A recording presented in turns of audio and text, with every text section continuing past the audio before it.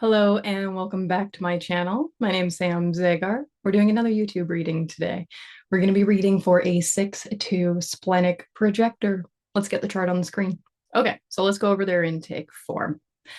I work as a freelance designer and video editor with an hourly rate. I just started selling my art last year. I've had an exhibition. I sell art prints and calendars from time to time. Recognition for my art was great, but it still feels insecure. I feel constantly tired and not energetic. I have trouble getting into sleep and sleeping through the night. My mind keeps racing, and I think my days are too full of tasks. I'm in the hamster wheel. I'm afraid to let go of money jobs that give me security, but they drain my energy. How can I step into my role as a guide and transform my career? Sometimes I don't recognize when I get stuck on things because I'm a triple split. I'm frozen in front of the computer or on the couch for very long periods of time. I forget I have a body that wants to move. Let me sit with this for a sec. What do we got? This person is 46. 46 and German. Okay, I do think that both of those things are relevant.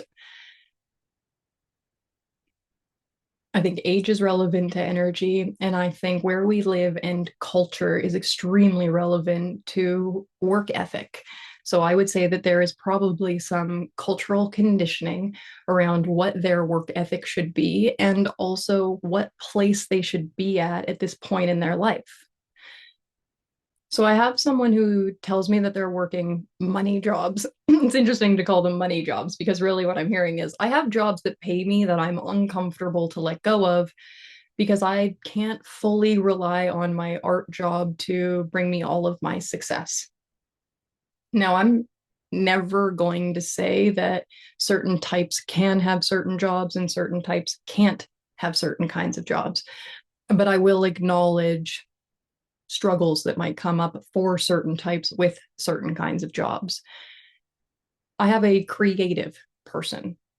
It's not lost on me that this person has the channel of surrender. We have the channel of surrender, the prodigal, abstraction, and inspiration. Now, the channel of surrender, my only channel, is a creative, supportive tribal channel. It is often seen as the propaganda channel. So it's going to make things or ultimately transmit and express things that are meant to be supportive to the tribe. Now, what I'm curious about is like this is your ego motor. The one motor that you have for your willpower to do your work when recognized and invited, the one motor that you have isn't connected to the rest of your design, and it is connected to this creative. It wants you to make. You have the will to make a product ultimately. My question is, how supportive is your product? What does your product do for people that brings them support, that brings them an enhanced immune system in particular? This is really, really specific. What is your work that supports other people in having a strong immune system? Now, if you're making art, and like a calendar is a way that we show the art. So I'm not really going to say like making calendars. I'm going to say that you're making art and you're finding a variety of places to put it so that you can show it, sell it, make a profit off of it. Now, yes, I want you to make a profit off of your art, but I also want your art to be something that is supportive to the tribe. I want them to see so much value in what you create that they want to spend their resources on it because they genuinely think this is a good investment of their resources because it will make them healthier. If that's not what's happening, I wonder how much will you actually have to put into the work.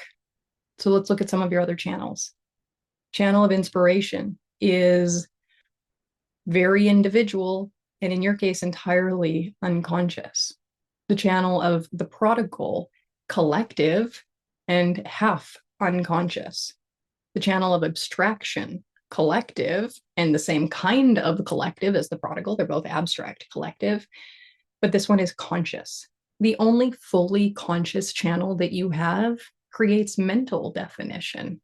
I am not surprised that you acknowledge things like being a bit frozen or like kind of getting stuck and not realizing that you were getting stuck, the staring at a wall, but your mind is doing things. I think that you're thinking a lot. I think you're thinking a lot. I'm a little bit concerned, though, that the thinking that you're doing is not that advantageous for your state or your, I don't want to say purpose, because all of this is part of your purpose. It's why you have it. I'm just curious how much abstraction is creating more problems than it is solutions. You have a strategic mind that has a first tone, which means it wants to dig in. It wants to find the security, find the security, find the security. Where's the security? Where's the security? I can tell from the intake form that finding the security is really important to you, especially because you said recognition for my art was great, but still feels insecure. Now, something feeling insecure for you doesn't mean it's wrong. I have to acknowledge that there will be times when you're going to feel insecure, when you have security sense, not only in the mind, but in your perspective. We're a first tone on the mental side, on the personality side. Now, that security sense is a binary, it's a duality, security, insecurity. And ultimately, it's the insecurity that drives you to look for the security. So, looking for security is not wrong. And especially when we say looking for security, because within your perspective, you have the wanting view, but it's backed by a security sense, a quality of security sense. That means for the correct focus and the correct strategy, there is a first tone behind it. If the leftness is determined by the tonal level, your ability to focus and your ability to strategize has to come down to a first tonal level, which is you looking for the things that you ultimately can't trust.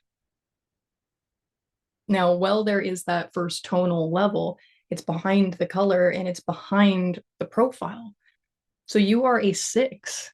You are the role model. And in particular, you've been a role model for about the last 15 years. This person is 46 years old. Let's say Saturn return started around the age of 29. So let's say they were like a toe on the roof by the time they were 31. Now, at 46, there's a bigger question here about getting off the roof. A 46-year-old 6'2" is not someone where I have to be like, get on the roof, be aloof. That should have happened. That should be where they're currently at.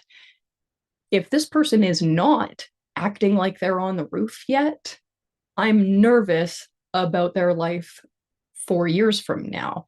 Because when they have to get off the roof and re-enter as the adult, they were supposed to take around 20 years to go through that development and perspective and like back reflection. If they've only got 4 years left to do that, there's a lot of pressure to have a lot of awareness. Let's assume that this person really is on the roof. They're likely feeling the pressure that it's time to get off the roof soon. It's time to fully embrace the adult side of them, which is so interesting to be like, you're 46 and you're hardly an adult yet, according to human design. You are like, well, are you an adult at 50 or are you an appropriate elder? We shifted from being beings that had like a 30-something year lifespan to an average 86-year lifespan. That should be the minimum for a healthy being. Okay, so let's just say that the earliest you'll leave this incarnation, man, this is so funny to talk about. Let's say the earliest you'll leave this incarnation, fingers crossed, wood, is 86.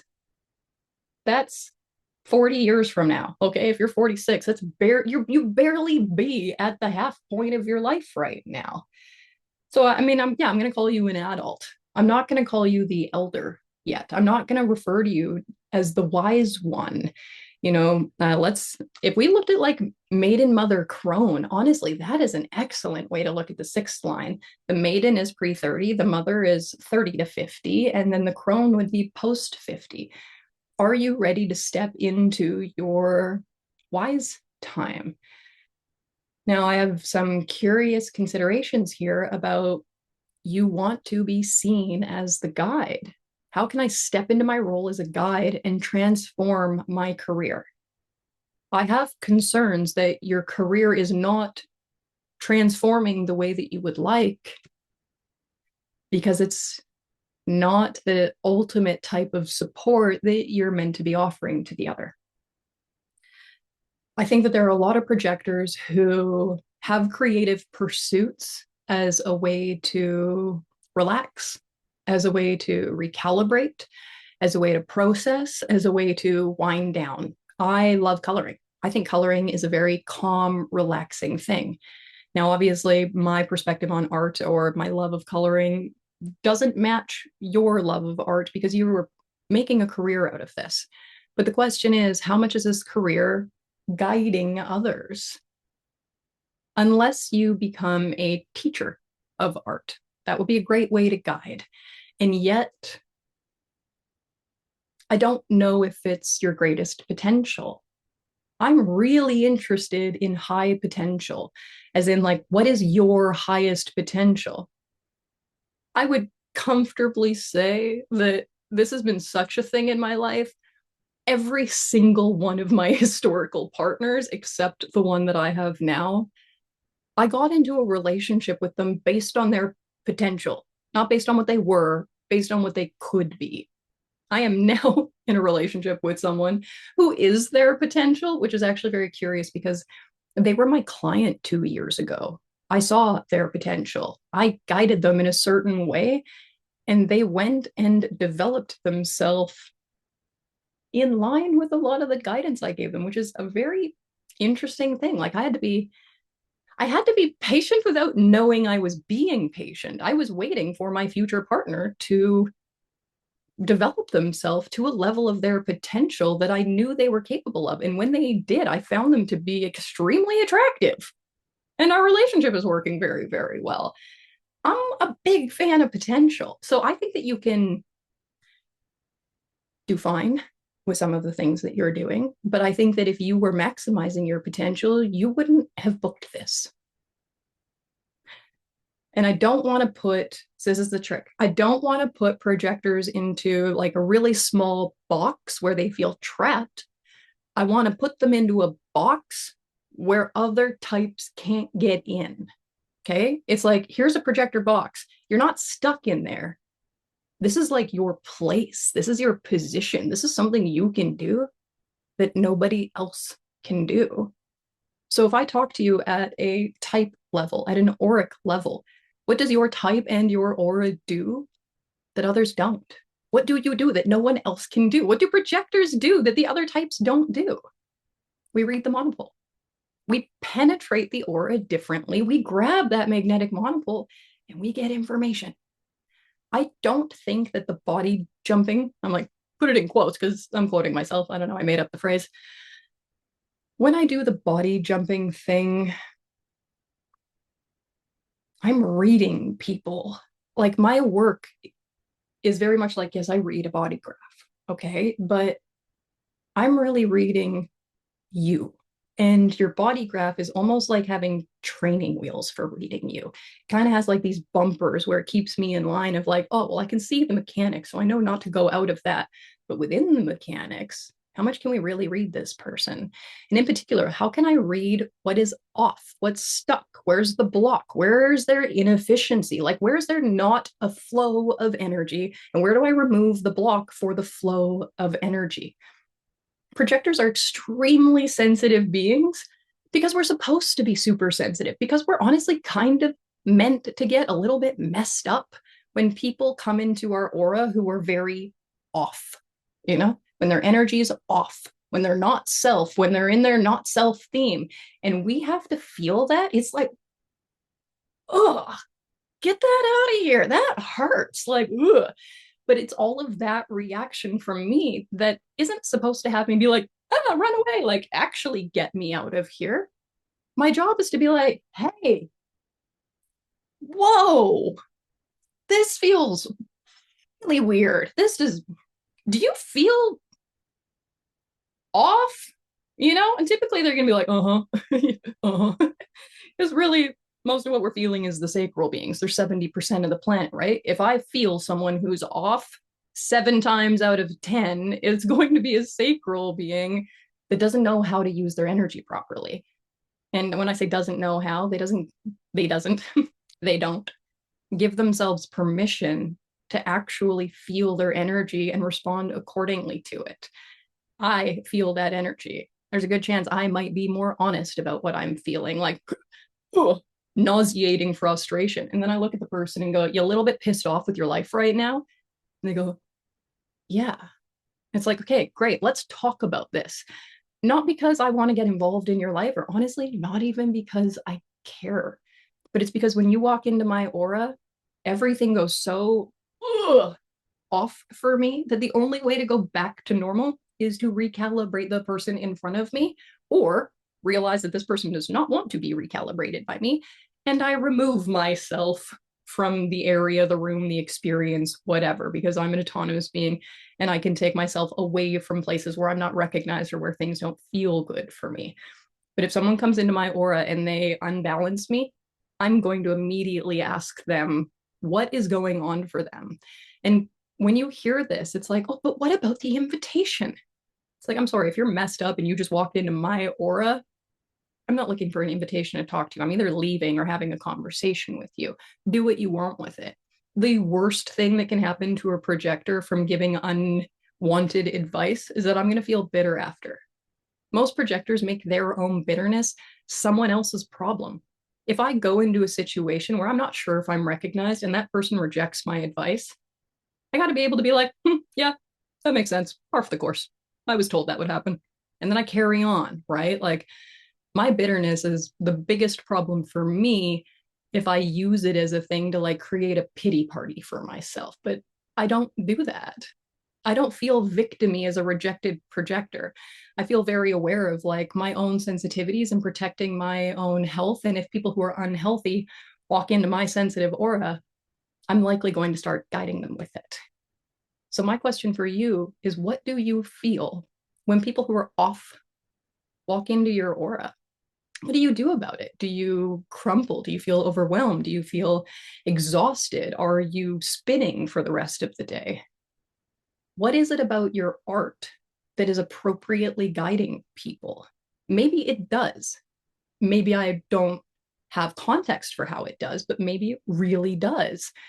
How would you be using art to make someone's energy more efficient, to guide them to the core of who they actually are? My question for you is art your work? Is art your purpose? Is art how you guide? Or is your art something that you use as a form of personal expression because it's pleasurable, because it feels good, because it's regulating to you? A lot of the times we take the activity that is regulating to us and we attempt to turn it into a job so that we can experience a consistent state of regulation. But I'll be honest, we're never going to experience consistent states of regulation unless we are like regulating the areas around us. And in order to regulate the area around us, we got to have some guidance or some influence on the people within that area. Like, for example, I'm not a second line, but I am a second line, second color, second tone within my environment.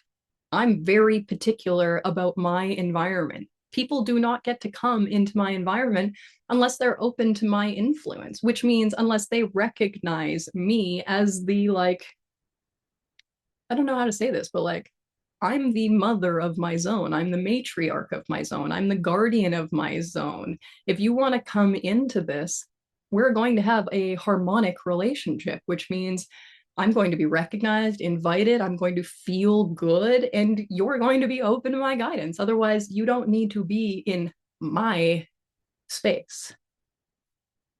I'm quite comfortable in my role and I'm quite assertive about it. And I genuinely believe we are very powerful beings with a lot of potential and a very important purpose. Are you using yours? One of the things that I would like to challenge you for is to think about what you would like to say to people if the invitation didn't exist. What are the points that you would like to make to people? What awarenesses do you have, and what would you like to acknowledge in other people? How would you like to direct them or control them? If you could act a little bit more like a manifester, what would you do differently? I'm going to riff on a couple of the specific things, like I have trouble getting to sleep and sleeping through the night. My mind is racing and my days are too full with tasks. If your days are too full of tasks and you do have what you call the regular money jobs, it sounds to me like you are not only having to work like a regular person. Now, when I say regular, I mean average. When I say average, I mean median. I mean most statistically happening, which would be a generator. So if you are having to work like a normal generator, normal sacral being, you're already working too much. And then if on top of that, you've got an artistic passion that you're trying to profit off of, you're absolutely working too much. If you're working too much, you don't have the ability to fall into bed exhausted the way that a sacral being does. If you work like a sacral being, you're not going to sleep like a sacral being. You're going to sleep like a burnt out, exhausted, stimulated projector. Now, you are low sound determination. I'm very curious to know, what soundscape are you sleeping to? What is the noise? What's the sound? What's the acoustics? What's the frequency of what you fall asleep to? Are you an absolute silence person? Are you an earplugs person? Are you a white noise person? Are you a bathroom fan kind of person? Are you a I need my cat purring on my chest kind of person? Now, because you are feelings, again, acoustically sensitive, this is a fifth color, fifth tone within the passive brain. The passive brain will always be low sound. And we know that it's passive because it's the tonal level of 4, 5, or 6. In this case, it's a 5. The tonal level is a 5. We have low sound with feelings cognition, which means acoustic, acoustic, acoustic, acoustic. So noise and sound is so significant for this person, and it has a really big effect on them. On top of that, the channel of inspiration is individual, which again makes it extremely acoustic. Now, half of that channel of inspiration is gate 8. Gate 8 is the design earth, and that design earth is a second line, fifth color, fifth tone. So the low sound and feelings cognition live in gate 14 and gate 8. They live in this person's individual circuitry. Acoustic, acoustic, acoustic. What are the sounds? What are the sounds that you're being subjected to? And in particular, in your caves environment, because your environment is very significant for you at this point in your life. At 46 years old, we want you in the right environment. The cave does not mean alone. The cave means controlled. The cave means secure, privacy. You want full awareness of who's coming and going. So I took a second line body and I gave it a first color. I say I gave like I'm God. Haha. So this chart in front of me is a second line with a first color body. We have a hermit who says, get the heck out of my cave, get the heck out of my space. I don't want you here unless I'm extremely comfortable with you. As a one-to-one client, so you are a projector who will do extremely well with one-to-one clients, but you are also an alpha projector who can handle a bigger group. Now, again, you can take a bigger group into the cave, but you're going to want to like vet the network beforehand. We can't have a bunch of strangers coming into the cave because there just isn't the level of security there that you like. How private and protected is your space? I'm thinking this cave needs to be, and it's interesting here, not soundproofed. Soundproofing for a cave is weird. If anything, a cave should echo. A cave should have like the acoustic bouncing off the rock historically. What is the echo chamber of this place? What is the sound of this place? Is it as simple as altering the environment and altering the soundscape in order to get you to sleep? Now, let's say we create the perfect setting, acoustic setting, but your mind is still saying things to you that you would like a break from. You've got a passive brain with a strategic mind, and that strategic mind has guilt. Guilt is a fixer. So if you're laying there going, how do I fix it? How do I fix it? How do I fix it? It's ultimately, I won't be secure until I fix it. I won't be secure until I fix it. I won't be secure until I fix it. That means that you are going to be looking out for things to fix. I won't be secure till I fix it. I won't be secure till I fix it. Fix what? Let's be objective. Fix what? What is wrong? Can you actually identify what is wrong and what needs to be fixed? And is your undefined centers, are your undefined centers causing any additional problems? Are you saying, I got to fix all of these things on this list? I got to fix this hole in the wall and this thing in the back of the fridge and that thing in the garden. And do you have like a monotonous task of things that need to be fixed when they're not actually the thing that needs to be fixed? Are you thinking, I haven't done enough. I haven't done enough. I got to do this. I got to do this. I got to do this. I got to do this. I got to do this. Is your sacral center creating the problem? Okay. Undefined solar plexus, and look how lit up it is. We either have a hanging gate reaching from it or reaching to it for every single channel as a potential here. It's so easy to turn on your solar plexus. Question is, what happens for you when we do that? Does anything change in how you interact, how you move through things, how you feel things? Do you stop acting splenic and do you become more like considerate? But really that means you end up getting stuck in your head thinking about how to be more considerate or how to move through confrontation. You forget you have a body that wants to move. I forget I have a body that wants to move. I forget I have a body that wants to move. I forget. If you forget, you are spending way too much bandwidth focusing on the wrong thing.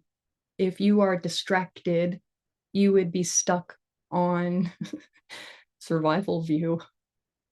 How to survive, how to survive, how to survive. It's not accurate. It's what's missing. What's missing? What's missing? When you look at people, because you're here, ultimately you were here to see people above all else. Your highest potential is reading people, is working with people. What do you see? If you're not seeing what's missing and what you can help them with and what's missing and what can be fixed, that's your focus. What's missing, what can be fixed. But if you get distracted, you'll lose your focus. You will go into this weird security, survival, like obsessive information kind of thing. If you get obsessive about information, something is off. You're distracted. This is not the right focus for you. And if you become, this is an interesting one, but if you are a conscious 6 and you transfer to hope motivation, you will become so like none of my business. I don't care, not looking at it, hope it works out. Like you would be depressingly apathetic. That's not right for you. What do I see? What am I focusing on that's missing? And what can I do to fix it? What strategic action can I do to fix it? You're meant to care. You're meant to be able to see where we can take responsibility and to bring awareness to it.